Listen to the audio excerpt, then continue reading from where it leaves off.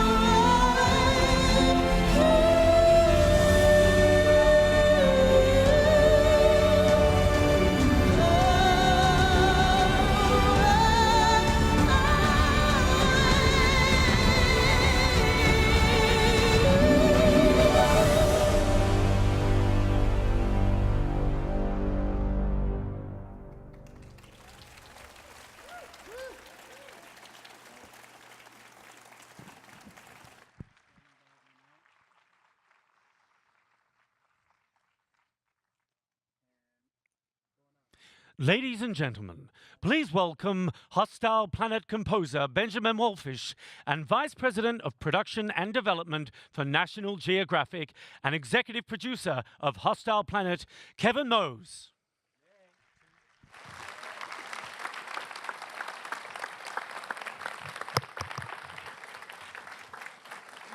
Hello, I'm Kevin, that's Benjamin. I hope you all felt something there, right? I mean, that was the goal of this thing, the total mix of music, and when you see later on the footage we have, with those combined together, it's absolutely amazing.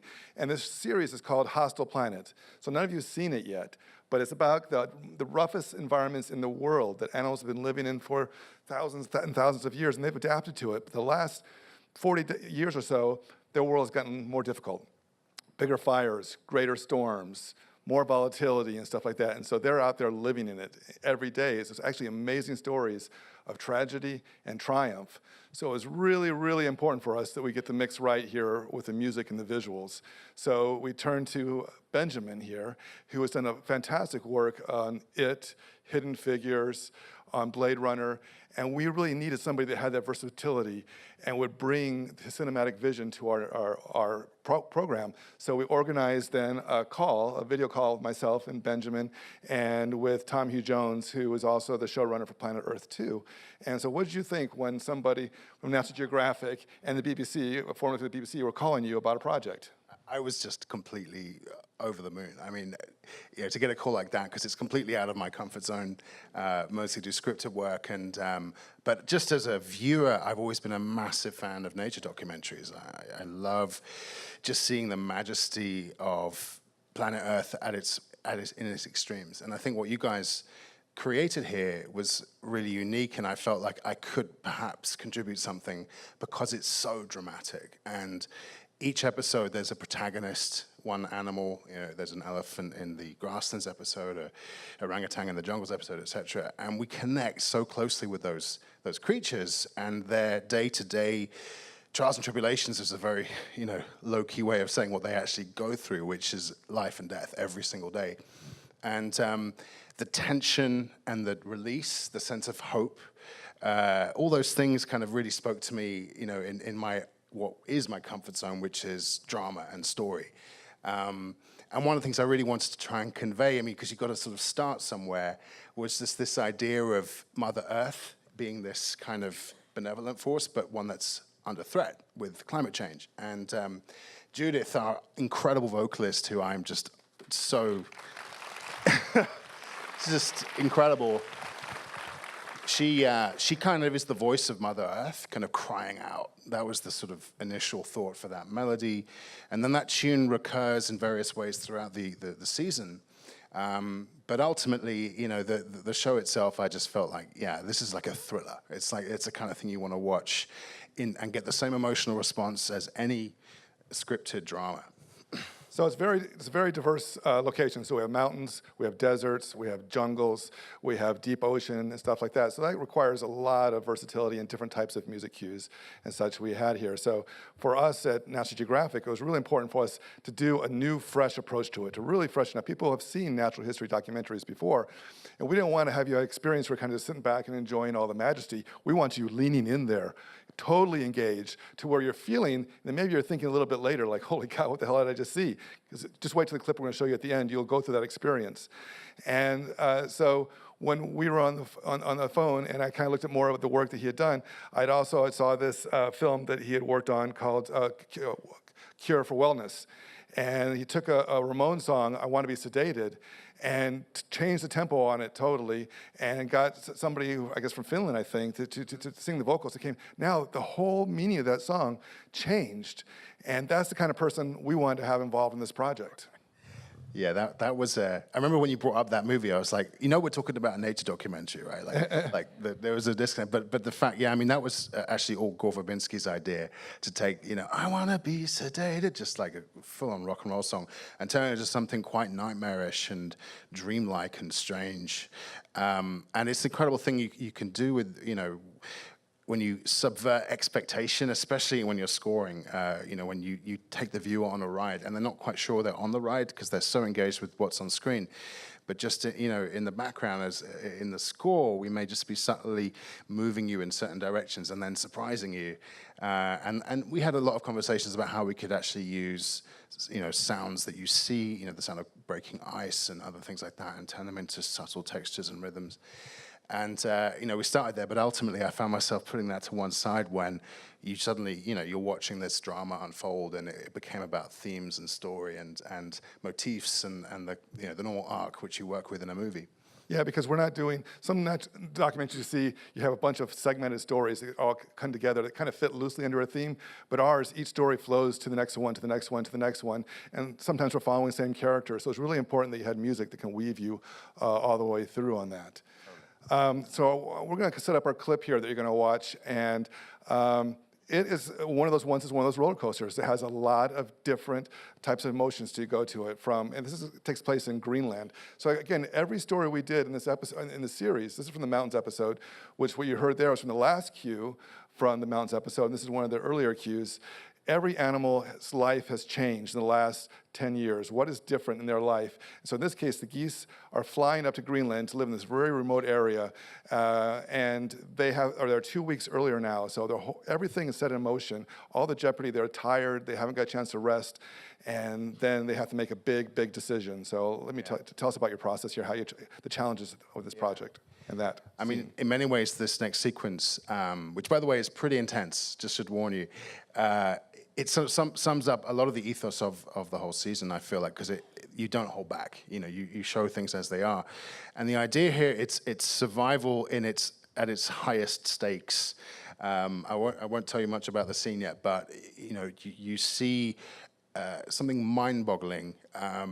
And I think, you know, in the position of composer, I thought, okay, this is an 8-minute sequence in kind of 3 chapters, and you want to make sure that, you know, at the end there is a release to all the tension. And it was just a case of going with that emotion of, I mean, it's very much about the, you know, the child and the parent, and there's a lot of, I don't want to give it away. That's basically what I'm trying to say here. But I think I actually found this very hard to work on as a sequence, and you'll probably see why. But it was just about, okay, let's just make sure the audience are absolutely with every, you know, emotional nuance here, and kind of get out of the way, you know, and just let the scene play out. It's really important that this is real life. So he does more scripted, where it's all planned out and actors go home after work. This is real life. This is real life and death. So it has real emotional resonance on that. Yeah, you kind of have even more responsibility, you know, to these animals, you know, but because this is actually happening. And yeah. So April 1st, you can see the whole episode. Yeah. All right. This is the Barnacle Geese. Thanks, guys. Thank you.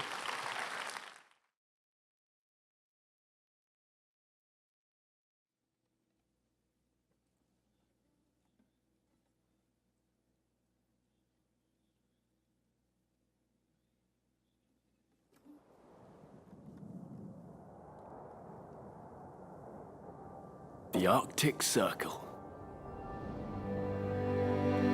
Nowhere is the planet warming faster. Spring has arrived here early.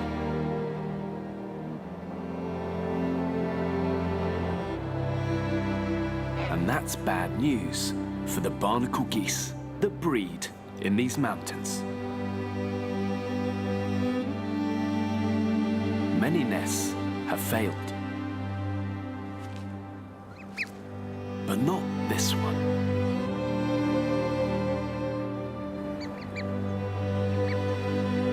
Three chicks. They're lucky to have made it. Forced by the early spring, the parents rushed to their migration. They arrived exhausted. The female sat on the eggs for 25 days.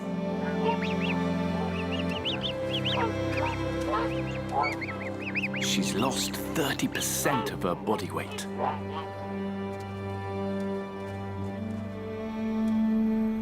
But for this family, the greatest challenge is still to come. The parents chose to nest on this 400-foot pinnacle. It's the only way to evade predators.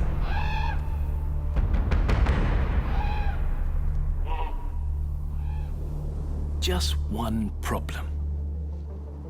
The grass they eat is a mile away, by the river. And barnacle geese can't feed their young in the nest. If the chicks don't feed within 36 hours, they'll starve. And these chicks won't be able to fly for another month. The parents are living proof there is a solution. Just not an easy one.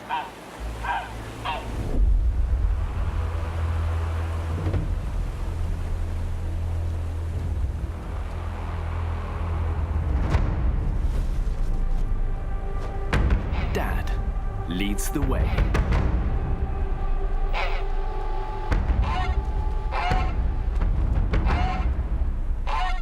But the chicks are instinctively bonded to Mum.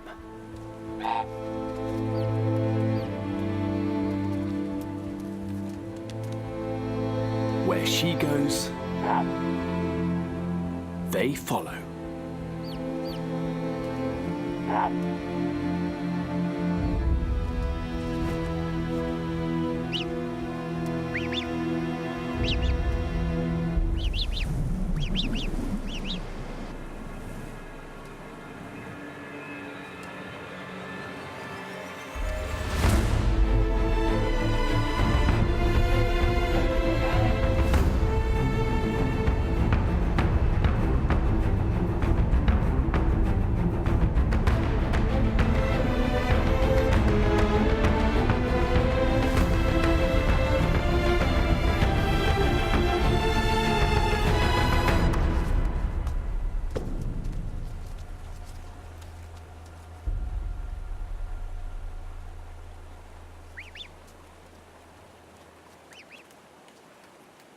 Incredibly, it survived.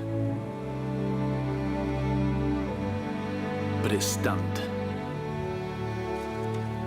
And now dangerously exposed.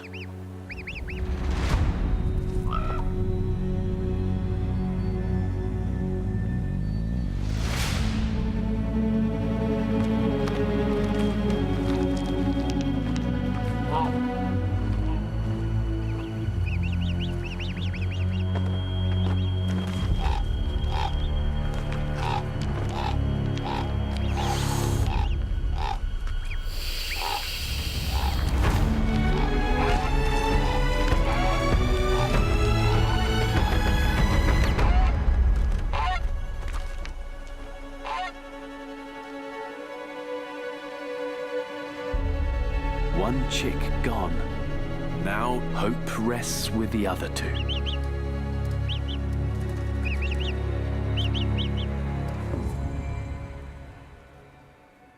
The back of the spire is a shorter drop. But it's much harder to avoid the rocks.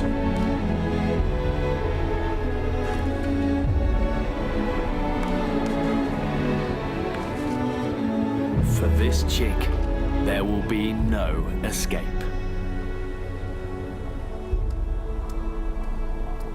The third and last surviving chick.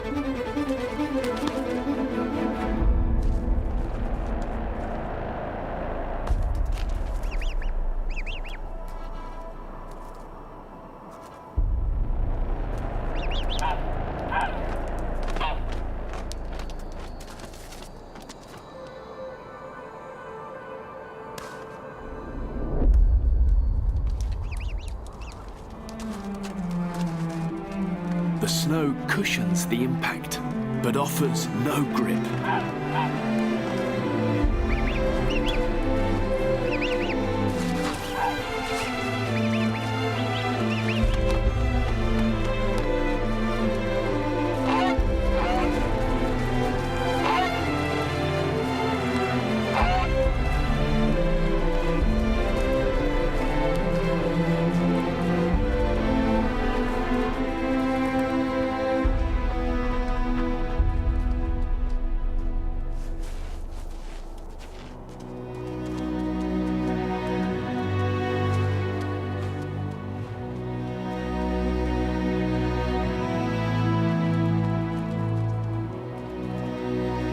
Only around 50% of chicks hatched on these cliffs make it through the first month. With the seasons increasingly unpredictable, fewer chicks will survive.